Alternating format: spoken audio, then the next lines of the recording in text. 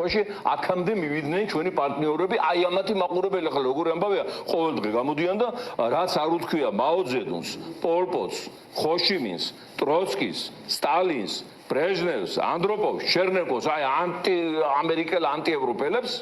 იმათ გადააჭარბეს 200%-ით ისეთი ლანცუღაგინება დააყენეს მაგ სამყაროში, რომელიც ერთადერთი ჩვენი ფარია, რომლის გამოისობითაც აფხაზეთი და ცხინვალი არ არის აღიარებული დამოუკიდებელ სახელმწიფოებად და ვერც ვერ ამებედავს, იმიტომ რომ ამერიკამ სანქციები დააწესა ამის აღიარებაზე და შესაბამისად ჩვენი უსაფრთხოების მომავლის და ხელშეუხებლობის გარანტორებთან გამოაცხადა ომი და ერთი სიტყვა რა მოუკნავლიათ რუსეთზე, ოკუპაციაზე ერთი პროტესტი არ განუცხადებიათ, როცა თუნდაც ის ბორდერიზაცია რო ჩატარდა მსოფლიოს დასანახად და საერთოდ არ გაკარებიან იქაურობას და მე რო დავარბოდი იქით ხან იქით რუს ოფიცრებს გადმოუხდებოდი, ხან აქეთ გადმოუხდებოდი და აი ეგრე იმ პერიოდში